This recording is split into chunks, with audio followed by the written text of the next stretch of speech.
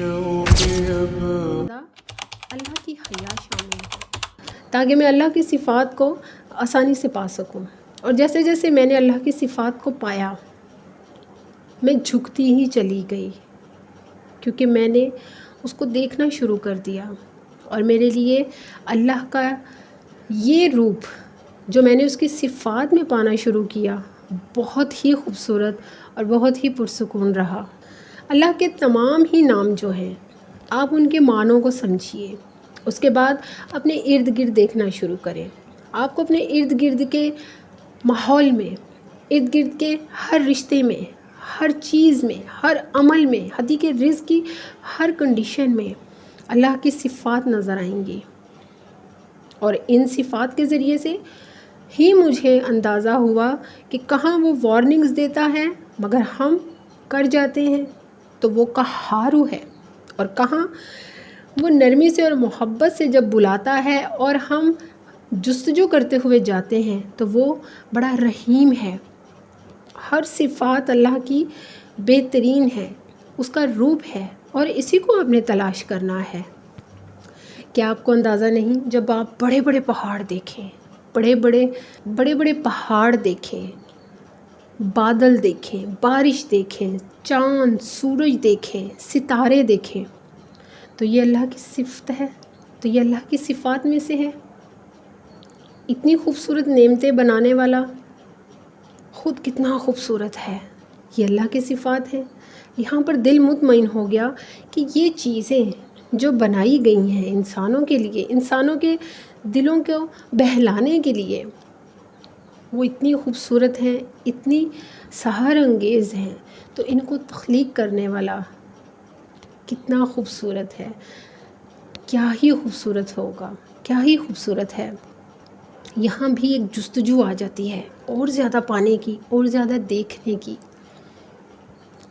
دنیا میں جب آپ کسی کو دیکھنا چاہتے ہیں یا کسی سے محبت کرتے ہیں، آپ اس کو دیکھ لیتے ہیں، اس کو پا بھی لیتے ہیں، مگر وقت کے ساتھ ساتھ آپ کے اندر سے وہ دلچسپی ختم ہو جاتی ہے. یہ انسانی فطرت ہے، وہ کتنا بھی بڑا عشق کیوں نہ کر لے مگر وقت کے ساتھ ساتھ وہ مان پڑ جاتا ہے اور اس میں سے دلچسپی ختم ہو جاتی ہے. مگر واحد ایک اللہ ہے، اس کی صفات کو جہاں جہاں ڈھونڈیں گے، جتنا ڈھونڈیں گے، اس کو جتنا محبت کریں گے، آپ کا دل اور کی جستجو کرے گا.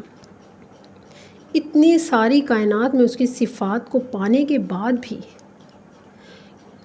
جب آپ کا دل اور زیادہ کی جستجو میں پڑ جائے تو یہ محبت بہترین ہے. اللہ تعالیٰ کی عظمتوں کے یہ چھوٹے چھوٹے روپ آپ کو اس قادر کی طرف لے جانے کے لیے اور زیادہ محبت اور جستجو میں ڈالتے ہیں. اور یہی انسان کے لیے بہتر ہے کہ وہ اور زیادہ جستجو کرے. ظاہری آنکھوں سے دیکھنے کی جستجو کرنے سے بہت بہتر ہے کہ آپ اپنے باطن کی آنکھوں سے جستجو کے سفر پہ روانہ ہوں. یہ کمال کا سفر ہے، یہ آپ کو دنیا سے زیادہ آخرت کی فکر میں ڈالتا ہے. اور آخرت ہی جو ہے وہ آپ کے رب کا بہترین روپ ہے اور اصل ہے. وہاں پر تو آپ کی ملاقات آمنے سامنے ہوگی. تو ملاقات کے لیے ایک محبوب کی طرح تڑپتے ہوئے، ایک محبوب کو دیکھنے کی جستجو رکھتے ہوئے، اس محبوب کی ان صفات کو دیکھیں، پائیں، ڈھونڈیں، تاکہ آپ کے دل میں بہتریاں آئیں، آپ کے دل میں نرمیاں آئیں، آپ ان تمام راستوں سے ہٹ جائیں جو اللہ اور اس کے رسول کے خلاف ہیں، ان راستوں سے ہٹ جائیں. جب اس بنانے والے نے دنیا میں اتنی خوبصورت چیزیں بنائی ہیں اور دل کو مطمئن کر دیا ہے اپنے دیکھنے کے لیے، تو دل تو یہاں مطمئن ہے کہ اس کو دیکھ لیا. تو دل کا بے چین ہونا اور جستجو میں لگے رہنا یہ ہے کہ اس سے ملا جائے. تو اس کو ملنے کے لیے تو بے شک آپ کو آخرت کا انتظار کرنا پڑے گا. لہٰذا جب تک آپ کی سانسیں چل رہی ہیں